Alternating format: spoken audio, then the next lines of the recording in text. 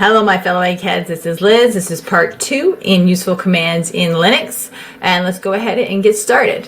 Okay, so I'm going to go ahead and open up my command line here. Okay, so we have df, which is going to show you information, display information about the disk file system. Just super useful in general. As you can see here, see what's available, see how much is being used, where it's going, where everything is. In general, this is just a very useful command.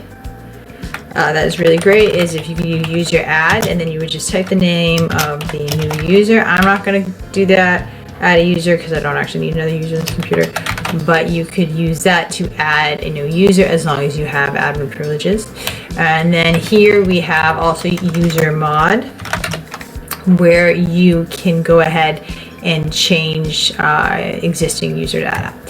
So another one that we're going to talk about is very closely written like password, but passwd, which will to create or update an existing user, right? Change your password for YouTube. That's my current username, so I could change it to whatever I want at this point. I'm not going to do that because okay. Now next we can do is we are going to do ps, which will show us the active processes right now. So another useful command is service, which will start and stop different services on your computer. So say you saw ps and you saw this very sus looking some process that was running, you could use to start or stop. You could use to stop it, the command service, right? So you see, oh, okay, that's suspicious, or that's taking up a lot of my resources. I don't want that to keep running. Then you would take service, and you would go ahead and you would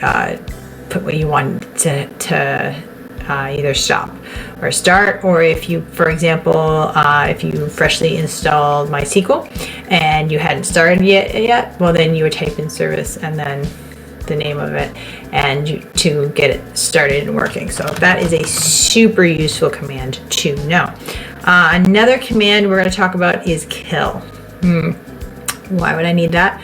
Well, let's say you wanted to, you could do Docker, you were using Docker kill, and then the name of the ID for the process, then you could kill it or stop that process. It's very similar to service, but sometimes I don't know, I just prefer to use it. I just find it helpful.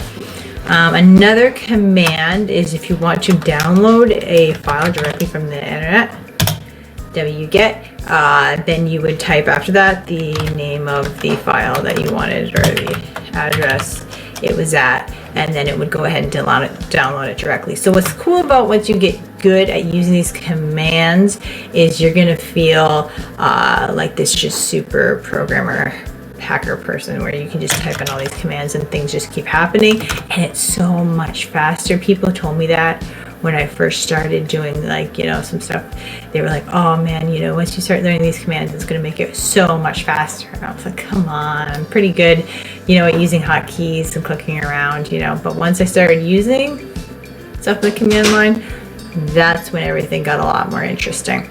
So the next thing we're going to do is uname. That's a super useful one. As you can see, it tells me basic information about the operating system. I'm on Linux, so in case you were wondering, there it is. And then who am I? Because we all ask that question sometimes in life. Who am I? Well, guess what?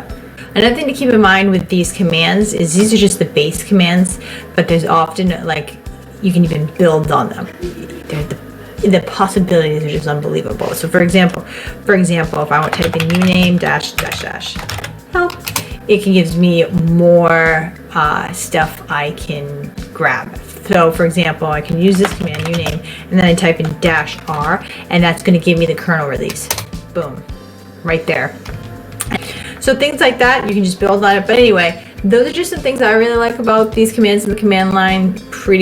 They're pretty easy to use. They're pretty great. And as you can see, they just keep building off of each other. So anyway, from one egghead to another egghead, this is Liz signing out.